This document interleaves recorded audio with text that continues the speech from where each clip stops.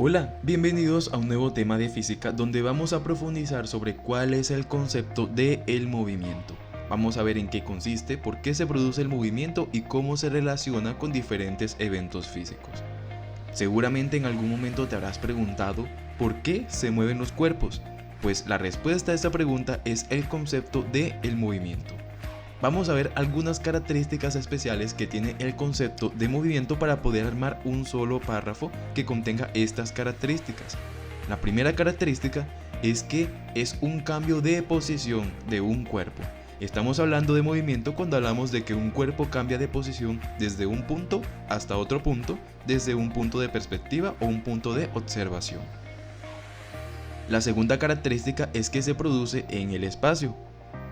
La tercera característica es que tiene una relación con el tiempo en cual ese cuerpo cambia de posición de un punto a otro. Y la cuarta característica es que siempre vamos a tener un punto de referencia desde donde vamos a observar cuál es el cambio de posición de ese cuerpo y el tiempo que demora en hacer un recorrido o poder cambiar de posición desde un punto hasta otro punto. Y uniendo todas estas características podemos obtener un solo concepto sobre el movimiento, el cual es un cambio de posición que experimenta un cuerpo en el espacio en un determinado periodo de tiempo y que depende de un punto de referencia desde el cual se observa. Este es el concepto de el movimiento.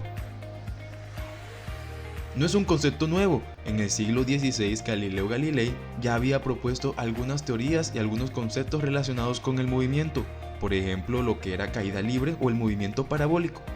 Y un siglo después, en el siglo XVII, Isaac Newton también propuso ciertas leyes en las cuales podría evidenciar y podía estudiarse el movimiento desde un punto de vista también matemático. Estos dos matemáticos físicos relacionaron el concepto de movimiento con la palabra fuerza.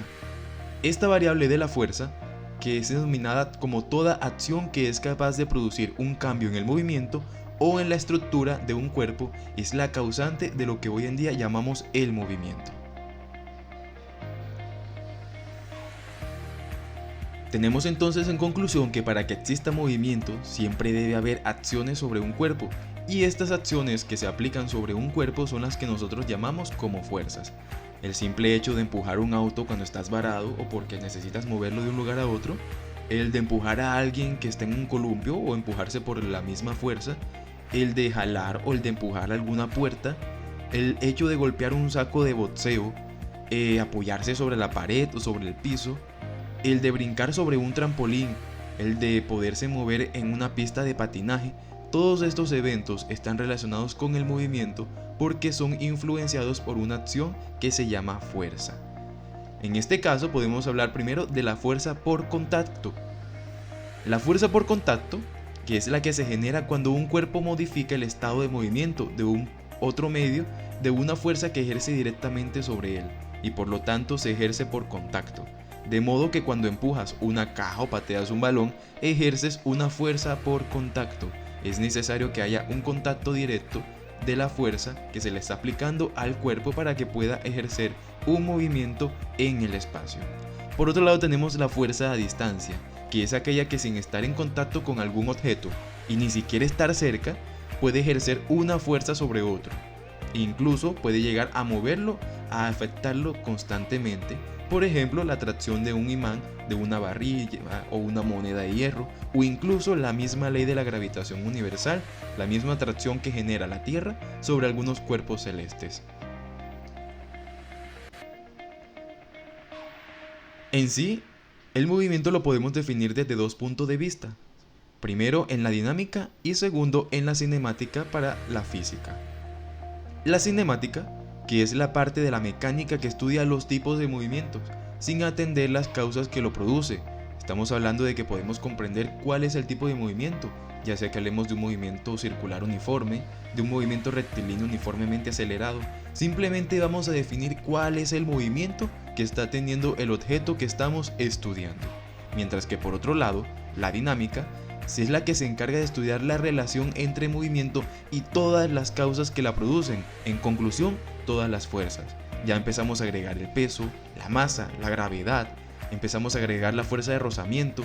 Todas las fuerzas que puedan afectar el movimiento de ese cuerpo son los que estudia la dinámica. Aunque por otro lado también hablamos de la estática, que es la parte de la física que estudia las fuerzas en equilibrio. Si sobre un cuerpo no actúan fuerzas o actúan varias fuerzas cuya resultante de suma es cero, decimos que un cuerpo está en equilibrio. Veamos este ejemplo. Tenemos esta situación de un ciclista que, para evitar llevarse al perrito por delante, simplemente prefirió lanzarse de la bicicleta, y ya sabemos entonces qué movimiento tendría él si se lanza de la bicicleta. Podemos deducir primero la cinemática para ver qué tipo de movimiento va a realizar el chico al momento de saltar de la bicicleta hasta caer al piso, y la dinámica, que vamos a estudiar cada una de las partes en las cuales podemos definir el movimiento de ese chico. Podemos hacerlo respondiendo dos preguntas.